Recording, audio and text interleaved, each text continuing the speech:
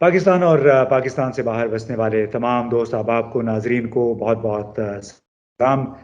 जनाब, पाकिस्तान में supreme court के इर्द गिर्द बहुत सस्पेंस, तजस्सुस अभी तक फैला हुआ है। हर शख्स ये पूछ रहा है कि 27 अप्रैल को क्या होने वाला है। ऑडियो लीक्स यानी कुछ लोगों की टेलीफोन गुफ्तगू एक बार फिर मंजर आम पे आ गई, और मुझे ये लगता है कि पाकिस्तान के जो जिम्मेदार हलके हैं इस हवाले से दुनिया भर में कोई गिनीज वर्ल्ड रिकॉर्ड बनाना चाहते हैं।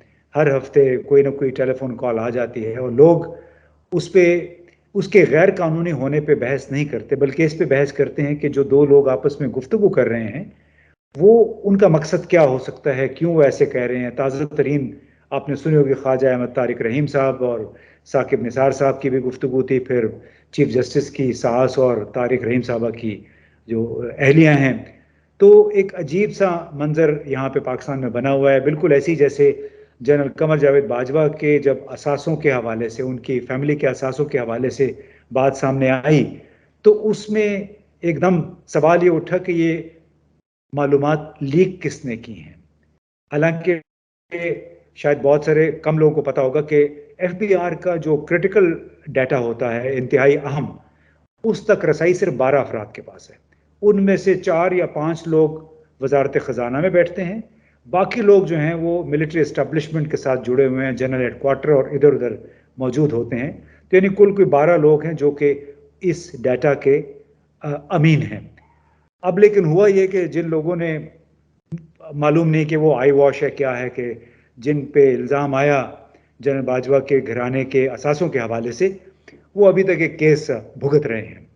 लेकिन अब कतई नज़र उससे, अब सवाल जो हमारे सामने है और ये कि 27 अप्रैल को एक लिहाज से कहते हैं डी डे आ रहा है कि सुप्रीम कोर्ट ने पंजाब के इलेक्शंस के लिए फंडिंग और वो जो सुप्रीम कोर्ट का इख्तियार है सुओ मोतो का 184(3) के तहत, उसका क्या बनेगा, क्योंकि अब वो एक कानून बन चुका है। उस हवाले से सुप्रीम कोर्ट ने क्या कहना है।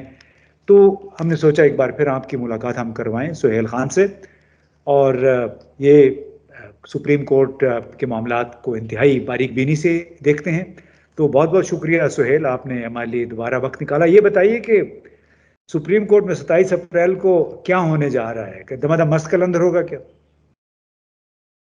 बहुत शुक्रिया इम्तियाज साहब प्रोग्राम में मदऊ करने का। कल तो जो होगा वो तो दमादम मस्त कलंदर होगा, और मुतवक्के है कि कल की समात supreme court of Pakistan, Pakistan की जुडिशल हिस्ट्री, पाकिस्तान की तारीख में, हिस्ट्री में एक बहुत बड़ा अहम संग मील होगा। कल की समात जो है बड़ी अहम है। लेकिन इससे पहले कि हम कल की बात करें, आज जो डेवलपमेंट हुई इम्तियाज साहब, आज चूंकि वर्किंग डे था, ईद के बाद सुप्रीम कोर्ट ऑफ पाकिस्तान में 5 बेंचेस तश्कील दिए गए थे। लेकिन आज एक ऑर्डर आया रजिस्ट्रार ऑफिस की तरफ से, और जो chief justice justice Umar Bandial साहब का जो बेंच, 3 रुकनी बेंच, वो आज उसने समात करनी थी, लेकिन वो उनका बेंच जो है वो डीलिस्ट हो गया। और साथ ही साथ उनके साथ जो दूसरा जो बेंच था, अच्छा, चीफ जस्टिस के साथ उनके साथ जस्टिस जमाल खान मंदुखिल और जस्टिस अतर मिनल्ला, ये दो जज साहिबान जो हैं वो उनके साथ इस बेंच में थे। दूसरा जो बेंच था, 2 रुकनी बेंच, एक जस्टिस सरदार तारिक मसूद साहब का और एक जस्टिस शाहिद वहीद का, तो वो भी डिलिस्ट हो गया। अब आज की जब ये कार्रवाई हुई तो एक बहुत ज्यादा किस्म की एक चेमगोइयां शुरू हो गई, क्योंकि कल का दिन बड़ा अहम दिन है और लोग मुख्तलिफ किस्म के जो है कुछ केमिस्ट्रीज और कुछ शुरू करने लगे कि जनाब कुछ दाल में कुछ काला काला है। लेकिन उसके बाद फौरन बात, जब वो चीफ जस्टिस की बेंच की तो बात चलो, लेकिन उसकी तबीयत नासाज थी। मैंने जो करीबी जराए उनसे रब्ता किया तो उन्होंने कहा कि उनकी तबीयत नासाज थी, और अब माशाल्लाह वो बिल्कुल ठीक ठाक हो गए, इस्लामाबाद में ही हैं, और कल जो है वो कल 3 रुकनी बेंच की समात करेंगे इलेक्शन वाले मामले पर।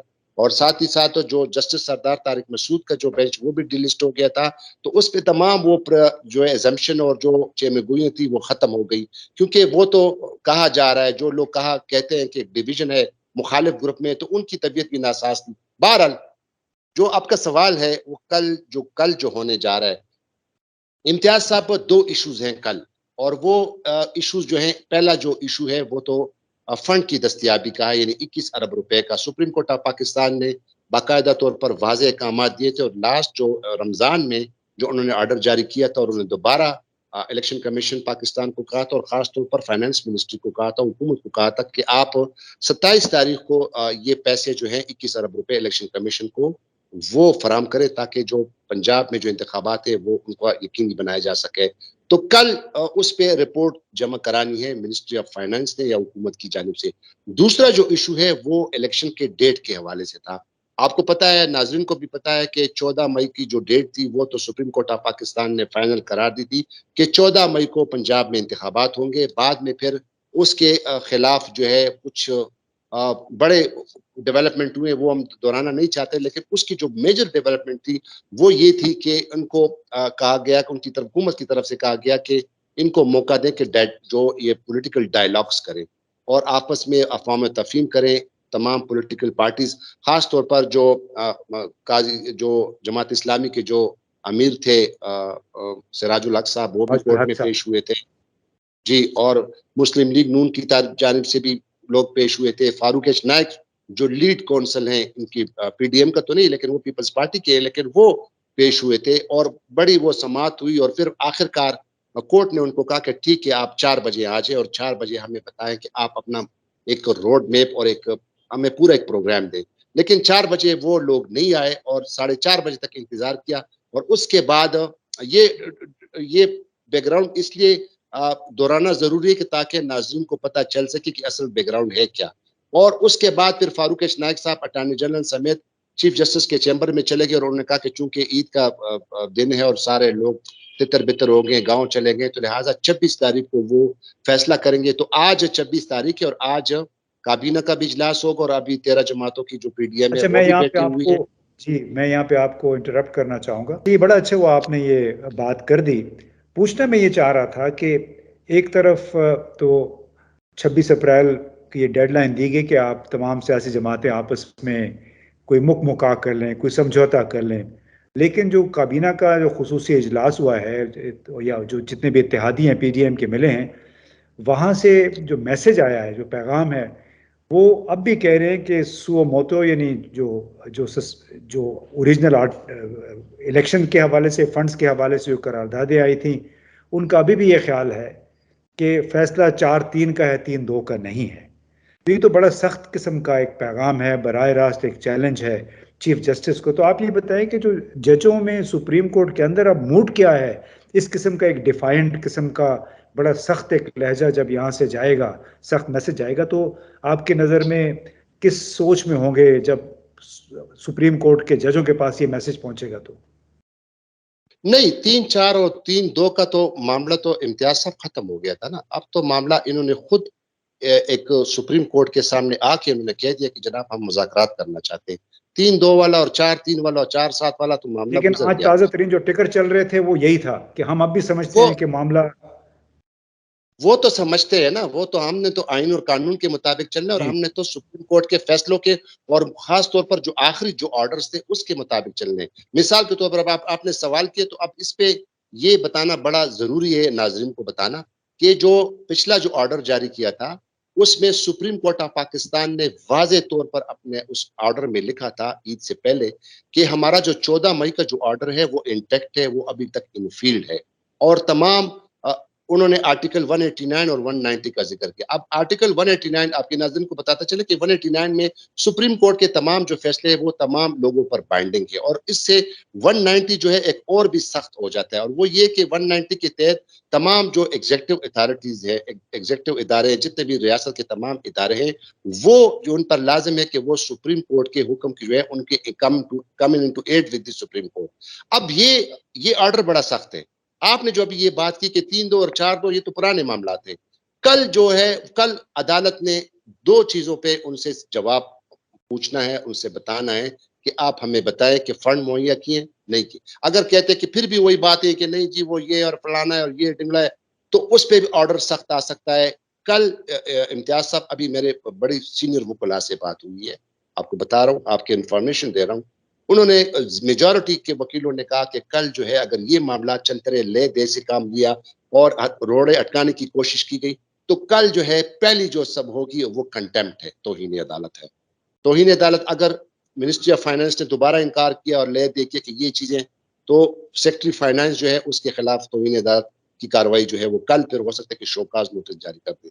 अगर हुकूमत की जानिब से, पीडीएम की जानिब से ये चीजें की गई कि जनाब ये है, इलेक्शन नहीं हो सकते, हालात ठीक नहीं है, सिक्योरिटी नहीं है, पैसे नहीं है, तो कल फिर जो हुकूमत के खिलाफ, खासतौर पर शहबाज शरीफ जो कि वज़ीर आज़म है, उनके खिलाफ फिर तौहीन अदालत की कार्रवाई हो सकती है। ये एक कल फाइनल ये बातें हैं। वो 4-3 और 4-7 और 4-2 वाले मामलात जो है वो खत्म हो गए। साथ ही साथ मैं आपको ये भी बताता चलूं कि एक सुप्रीम कोर्ट का अब डेट मुझे भूल गया है, लेकिन ईद से पहले पहले एक ऑर्डर आया था।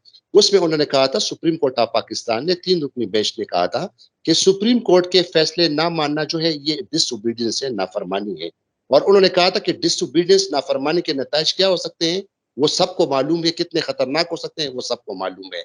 तो अब जो भी होगा 27 तारीख को, इम्तियाज साहब, 27 तारीख इज द फाइनल डेट। ये जुमेरात जुम्मा ये जो है ना बड़े क्रुशल है पाकिस्तान की हिस्ट्री में, पाकिस्तान की जुडिशियल हिस्ट्री में और पाकिस्तान की सियासी तारीख में, और खास तौर पर रूल ऑफ लॉ के लिए और सुप्रीमेसी ऑफ द कॉन्स्टिट्यूशन के लिए। जी, बिल्कुल आपने सही कहा कि 27 अप्रैल बड़े एक लिहाज से तारीखी भी साबित हो सकता है, और उम्मीद ये की जा रही है कि 27 अप्रैल को जो फैसले हमारे जज साहिबान लिखेंगे वो कच्ची स्याही के साथ नहीं लिखेंगे, क्योंकि कच्ची स्याही के साथ अगर लिखा तो फिर बदनामी उनके हिस्से में आएगी। और तवक्को ये है, गालिब ख्याल यही है कि जो फैसले 27 अप्रैल को लिखे जा रहे हैं वो पक्की स्याही से होंगे। और पक्की स्याही का ये भी मतलब है कि तौहीन अदालत के जुर्म में बहुत सारे लोग डिस्क्वालीफाई भी हो सकते हैं, यानी मेनी हेड्स कैन रोल। सो अल्लाह करे कि ये तारीखी दिन साबित हो पाकिस्तान के लिए, पाकिस्तान के आवाम के लिए, और पाकिस्तान में रूल ऑफ लॉ के लिए अच्छा साबित हो।